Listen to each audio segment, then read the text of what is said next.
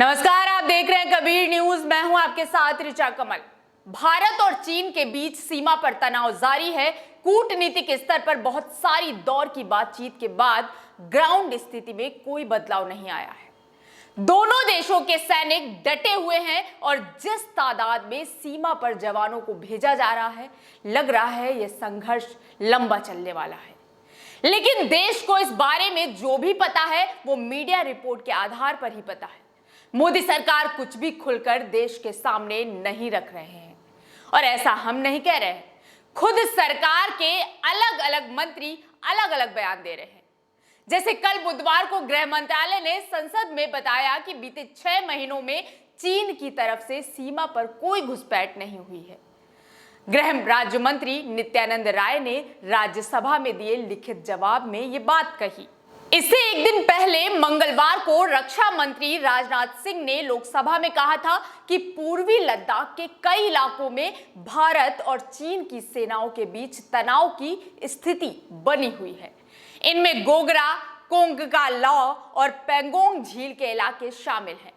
लोकसभा में भाषण के दौरान राजनाथ सिंह ने घुसपैठ शब्द का इस्तेमाल नहीं किया था, लेकिन उन्होंने कहा था कि चीन लद्दाख में करीब 38,000 स्क्वायर किलोमीटर के इलाके पर अवैध कब्जा कर बैठा है।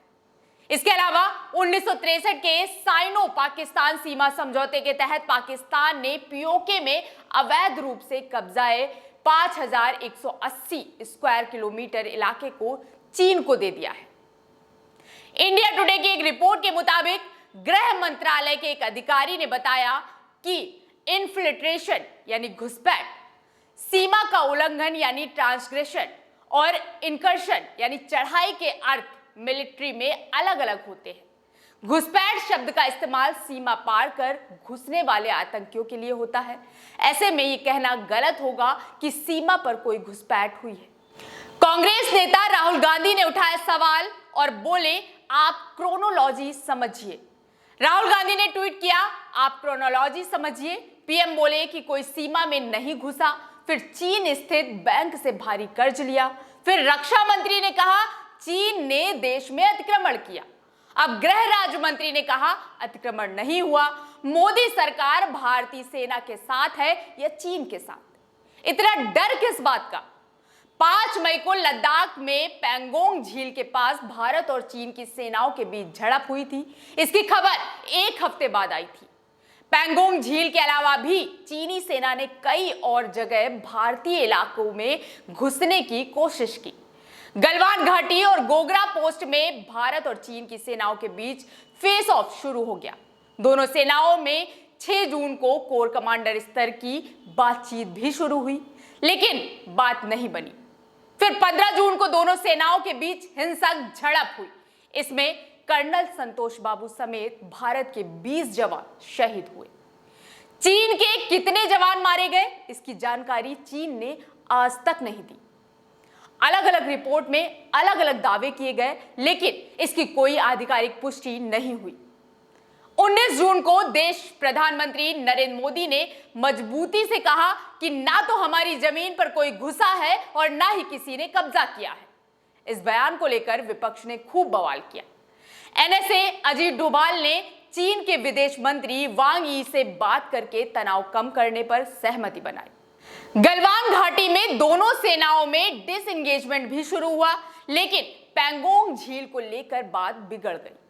ये झगड़ा चलता रहा। टाइम्स ऑफ इंडिया ने सैन्य सूत्रों के हवाले से दावा किया कि पिछले 20 दिनों में दोनों देशों के सैनिकों के बीच हवाई फायरिंग की 3 घटनाएं हो चुकी हैं। पहली घटना 29 से 31 अगस्त को पेंगोंग लेक पर हुई। दूसरी बार 7 सितंबर को मुखपरी हाइट्स पर फायरिंग हुई। 8 सितंबर को तो 100 राउंड गोलियां चलाई गई थी। 10 सितंबर को रूस की राजधानी मॉस्को में भारत और चीन के विदेश मंत्रियों के बीच बैठक हुई। बैठक के बाद एक साझा बयान जारी किया गया, जिसमें सुलह के 5 बिंदु तय हुए थे। लेकिन अब भी लद्दाख में भारत और चीन की सेनाओं के बीच हालात वैसे ही हैं जैसे 10 सितंबर से पहले थे।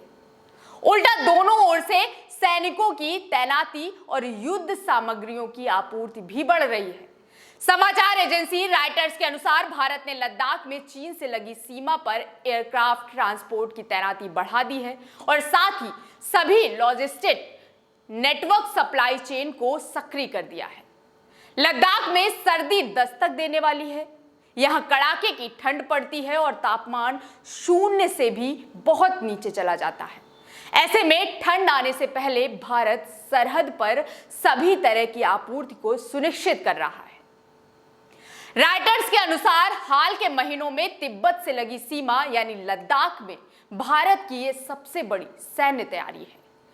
व्यापक पैमाने पर हथियार, गोला बारूद, ईंधन, सर्दी से बचने के लिए सामान और खाद्य सामग्री की आपूर्ति बढ़ा दी है। पूर्वी लद्दाख में दोनों देशों के बीच मई महीने से ही तनाव है और सरहद पर दोनों देशों की सेना आमने सामने है और ऐसा लग रहा है यह संघर्ष लंबा चलेगा। लेकिन मोदी सरकार देश को कुछ स्पष्ट नहीं बताएगी।